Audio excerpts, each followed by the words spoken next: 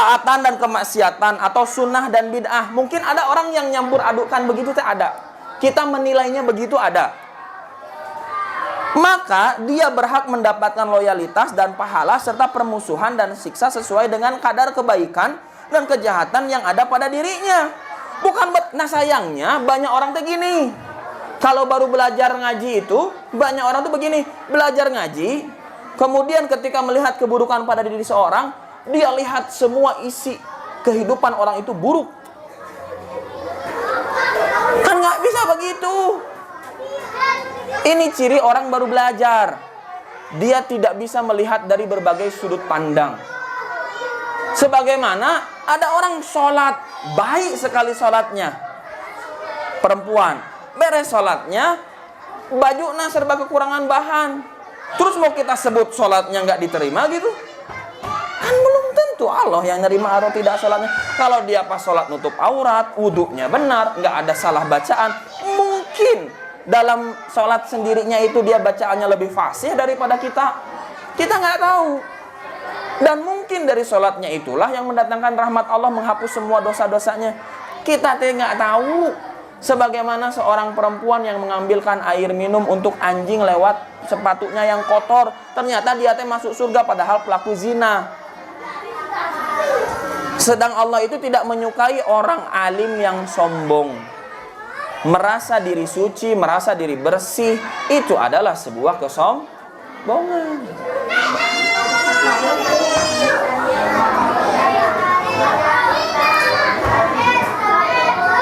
Mana tadi tanya? Nah, berkumpul pada dirinya hal-hal yang mewajibkan pemuliaan dan mengharuskan penghinaan, maka dia berhak mendapatkan ini dan itu. Misalnya, pencuri yang miskin, ia dipotong tangannya karena mencuri, kemudian ia diberi harta dari baitul mal yang bisa mencukupinya. Inilah hukum asal yang disepakati oleh Ahlus Sunnah wal Jamaah. Berbeda dengan Khawarij, Mu'tazilah, dan orang-orang yang sepaham dengan mereka. Mereka hanya mengelompokkan manusia dalam dua golongan. Orang-orang yang mendapat pahala saja atau mendapat siksa saja. Ini sangatlah jelas bagi masalah yang sangat penting ini. Jadi nggak bisa. Kalau memang dia miskin, misalnya ini ya tadi ya, kecuali pada hal-hal tertentu bisa jadi orang itu nggak dihukum sama sekali, malah dibantu. Ada juga hukumnya yang begitu. Nah sama kayak tadi gitu. Contoh misalnya ibu, contoh aja, misal nanti kita punya masjid ya. Nanti kita punya masjid. Ada orang yang diamanahi mengurus masjid. Bersih-bersih semuanya dia lakukan. Tapi suatu ketika dia mengambil kotak amal dan isi-isinya.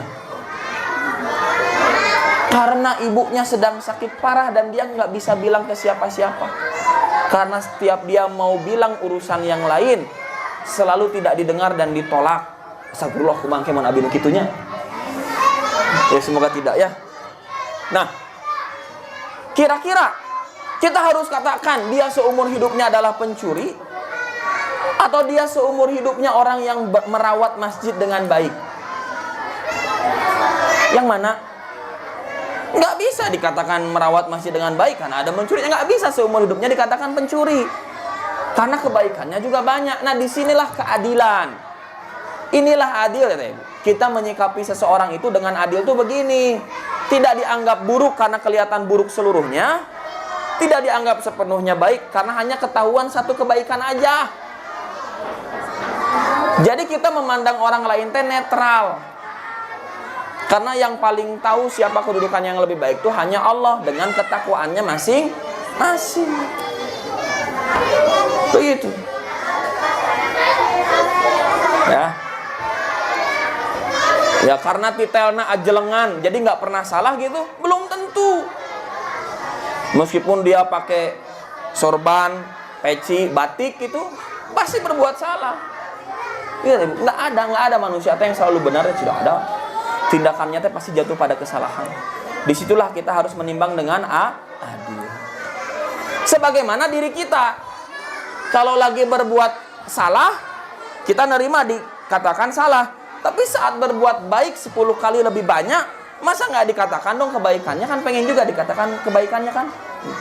Maksudnya itu dikatakan dalam artian tidak dihilangkan sama sekali gitu toh. Kan ada kita perasaan manusiawinya begitu tuh. Selesai dengan urusan kita mah hanya peduli pada penilaian dari Allah. Iya, selesai dengan urusan itu mah. Ini mah hablum minanasnya gitu kan, ini berkaitan dengan hablum minanas dari akidah tauhid kita. Kemudian Ibu, menyambut dan ikut merayakan hari raya atau pesta orang kafir setelah berbela sungkawa dalam hari duka mereka.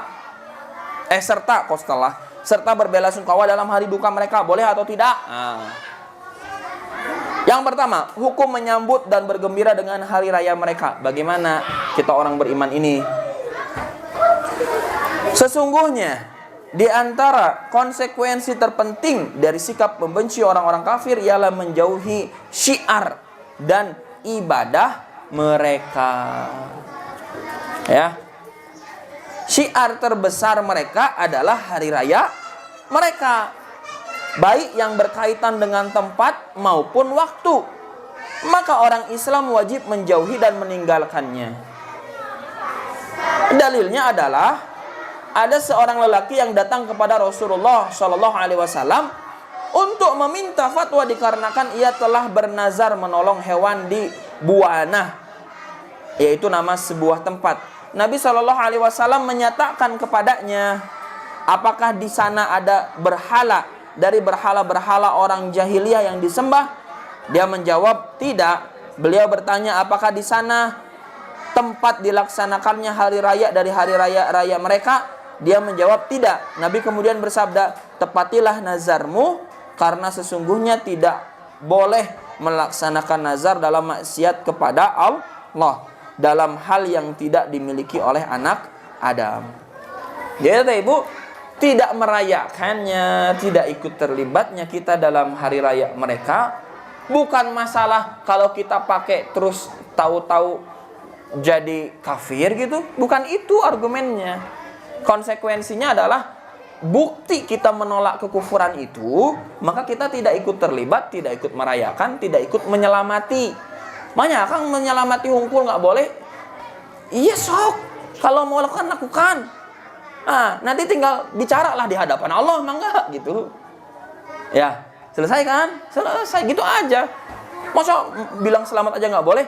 Nyasok lakukan. Nanti kamu mati berhadapan dengan Allah, silahkan tanggung jawab gitu. Yang penting kita udah menyampaikan, selesai. Itu kan?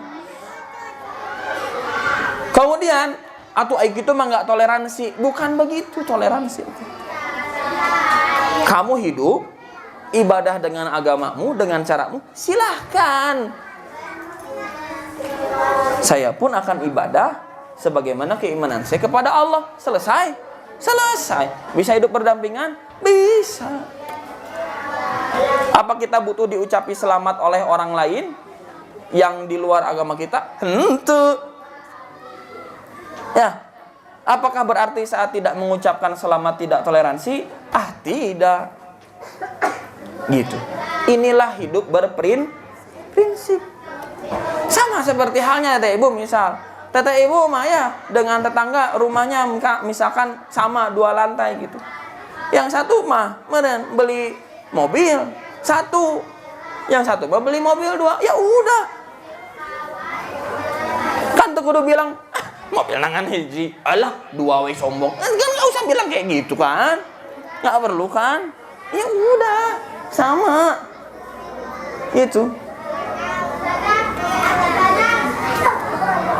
Kemudian hadis tersebut menunjukkan tidak bolehnya menyembelih untuk Allah di tempat yang digunakan menyembelih untuk selain Allah, atau di tempat orang-orang kafir merayakan pesta atau hari raya. Sebab hal itu berarti mengikuti dan menolong mereka dalam mengagungkan syiar-syiar mereka atau menjadi wasilah yang mengantarkan kepada syirik.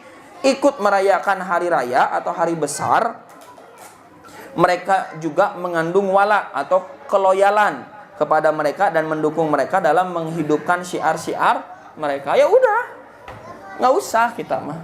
Ini mah kita tidak sedang membahas mereka salah ya. Ini mah kita membahas sikap kita aja. Kita bersikap kayak gini harusnya seorang mukmin itu yang bertauhid itu. Di antara yang dilarang adalah menampakkan rasa gembira pada hari raya mereka. Nggak usah. Biasa aja. Biasa aja. Dari hari raya Idul Adha sedih, gitu kan? Sedih untuk kebagian voucher. Gimana? Mana lagi tadinya? Pada hari raya mereka meliburkan pekerjaan, meliburkan sekolah. Nah itu kenapa salah satunya kita tidak libur di hari raya, di luar PHBI, di luar perayaan Hari Besar Islam. Nah, kan itu di kalender kita ada ya. Kita mah hanya libur 17 Agustus sama tahun baru mah kebetulan bareng dengan akhir semester. Tapi udah bukan niatnya libur tahun barunya, udah akhir semester gitu. Karena kan pasti libur bersama keluarga, sama anak-anak yang masih sekolah, yang masih kuliah atau yang bekerja. Di situ waktu ngumpulnya, mau tamasyanya di situ. Masa kita larang untuk pergi? Ya udah silahkan. Dan niatnya juga buat itu gitu. Ya, seperti itu. Dan memasak dan makan makanan sehubungan dengan hari raya mereka. Di antaranya pula ialah mempergunakan kalender Masehi. Wah, kan di dia mah lebih tegasnya. Karena hal itu menghidupkan kenangan terhadap hari raya Natal bagi mereka. Karena itu para sahabat menggunakan kalender Hijriah sebagai gantinya. Kalau kalender Masehi di sini pendapatnya begini ya. Tapi kalau kita se-Indonesia pakainya kalender Masehi, ya kita juga kesulitan nanti menentukan tanggal Hijriahnya. Tapi kalau ke Saudi kata Ibu Hijriah itu teh. Itu ya, kalau ke Saudi itu nanti Hijriah, itu lebih enak. Ya pasti kalender Hijriahnya tertulis, tercantum. Syekhul Islam Ibnu Taimiyah menyatakan bahwa ikut merayakan hari-hari besar mereka tidak diperbolehkan karena dua alasan. Apa saja alasannya itu kita bahas di pertemuan berikutnya insyaallah. Ini kan harus kuat argumennya ya. Jadi ada alasannya, bukan hanya karena boleh nggak boleh gitu. Apa alasannya? Bagaimana dalil-dalilnya? Insyaallah kita bahas di waktu berikutnya. Jazakumullah khairan. Barakallahu fikum. Teteh Ibu ya. Teteh Ibu semoga semuanya oleh Allah dirizkikan bisa ke Baitullah. Aku qouli hadza wa astaghfirullahaladzim. Akhirul kalam. Assalamualaikum warahmatullahi wabarakatuh. Subhanallahumma bihamdika asyhadu an la ilaha illa anta astaghfiruka wa atubu ilaik.